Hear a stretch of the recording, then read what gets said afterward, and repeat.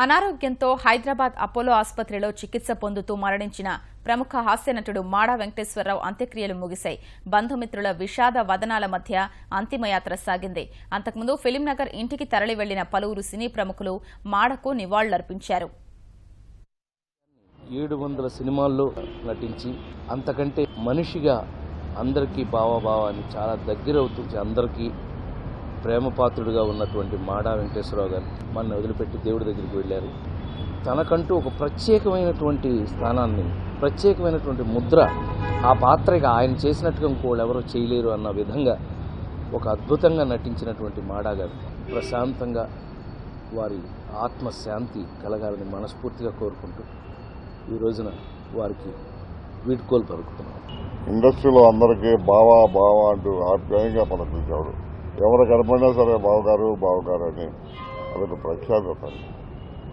అందరికీ కావలసిన వాడు, అజాత శత్రు, మంచి స్నేహితుడు. అందరికీ ఎప్పుడూ నవ్వుతూ ఉండే మనిషి, అందరికీ కావలసిన మనిషిగా వెలిగాడు ఇంతకాలం. ఏ లోకంలో ఉన్నా కూడా అతను ఆత్మ శాంతించాలని, హాయిగా ఉండాలని, మళ్ళీ కమెడియన్గానే పుట్టాలని నేను ఆశిస్తున్నాను. తన ఫ్యామిలీగా, ముఖ్యంగా మా ఫ్యామిలీతో మా నాన్నన్న, మా అమ్మగారన్న ఎంతో గౌరవం, ప్రేమ. అలాగే నా విషయంలో వాళ్ళ పాప, మా sister, they were classmates in Madras college. కాంచనాని, కల్పనాని చేసినప్పుడు అందులో నేను ఆ ట్రాన్స్జెండర్ రోల్ చేయడం జరిగింది.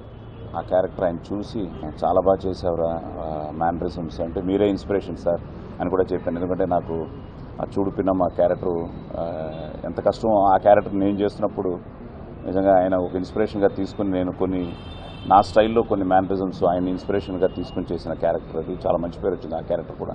ఆ విషయం కూడా ఎంతో ఆనందించారు. సో చాలా మంచి మనిషి ఆయన. ఎక్కడున్నా ఆయన బ్లెస్సింగ్స్ అందరికీ ఉండాలని వి రియలీ మిస్ హిమ్.